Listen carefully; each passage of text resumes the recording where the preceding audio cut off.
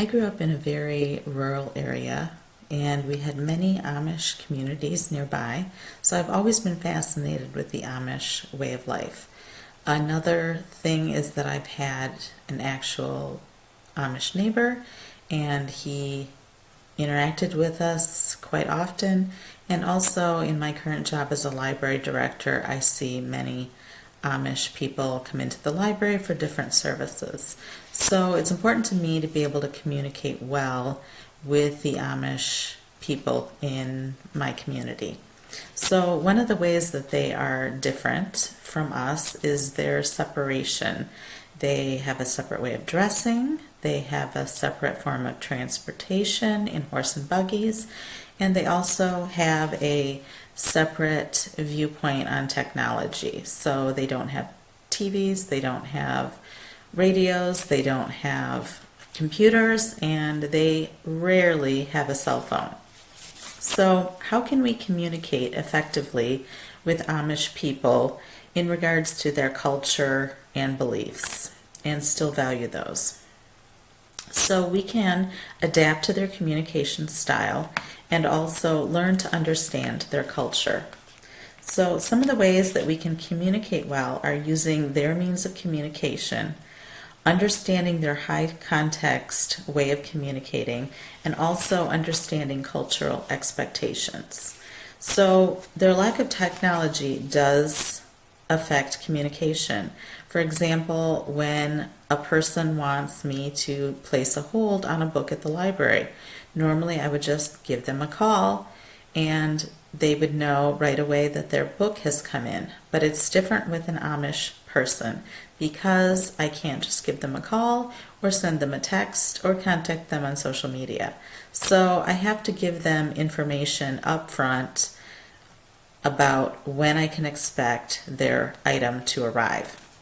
So another difference in culture is the women are very busy at home, cooking, cleaning, taking care of the house, taking care of the children, taking care of gardens, that they don't have a lot of time to come out and run errands. So often you're communicating with the husband about something that the wife needs. And also the women are less outgoing when they're with their husbands in public, in the community, outside the Amish population. So I often find it's easier to talk to the husband, and yet the communication shared in that way. So some cultural differences are that their communication happens face to face or by mail. This is how they communicate with each other, and this is how they would expect us to communicate with them. They also will speak 3 languages. They use High German at their church services. They speak Pennsylvania Dutch within their community, and they speak English when talking to us. So they come from a high context culture. The American Journal of Psychiatry, in an article by Allison Haru, talked about the differences and what high concept culture means.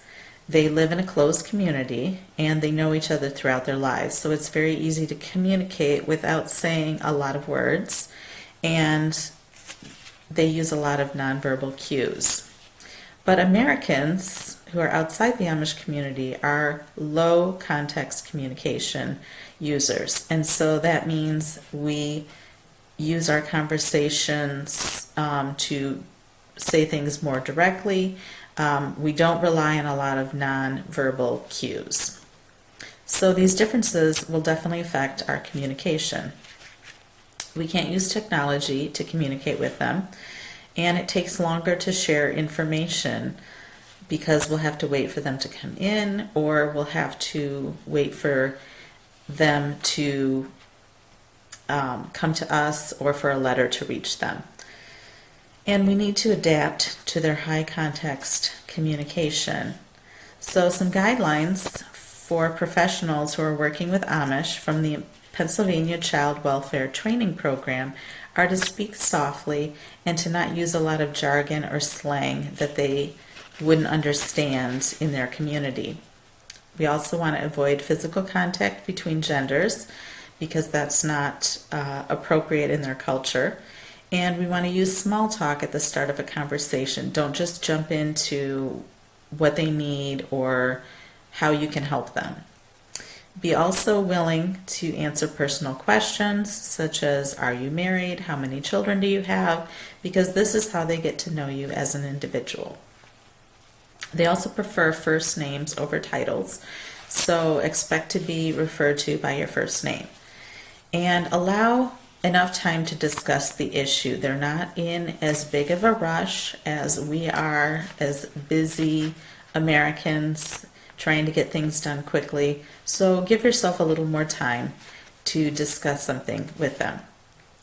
And there are some differences in gender roles. The men take the lead more, and women are more submissive, and women possess less leadership roles. So it's important to understand those differences when you're talking to either a man or a woman. So these differences will affect communication. The men, again, are often easier to communicate with, and the women don't always respond when I try to initiate a conversation. They are more reticent. So how can we minimize this impact of their culture on communication? We can communicate better in person, letting them know the hours you're open so that they don't come to the library at a time that you're not open. And giving them timelines for information, letting them know if you come in about a week, your item should be here. And give them information right away if possible. If you can print out the information they're looking for, if you can find a book on the shelf that gives them what they're looking for, that's far better than placing a hold and they have to wait for the information to come in.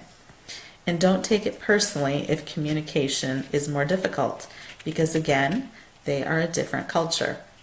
And we need to be sensitive to individual differences. We have to be accepting of their culture. We have to change our expectations. Don't expect them to respond or communicate the same way that other Americans do. And so in conclusion, how can we communicate effectively with Amish people while still valuing their culture and beliefs? And we can when we adapt to their communication style and we begin to understand their culture. In summary, we can communicate well when we are aware of their high context communication, we understand their cultural expectations, and we use the same means of communication that they do. So communication will happen, it needs to happen, and is vital in our interactions with Amish people. And I need to make sure that I am adaptable to their communication culture while still continuing to articulate effectively what they need from me. They are a separate culture, but very important and valuable part of our communities.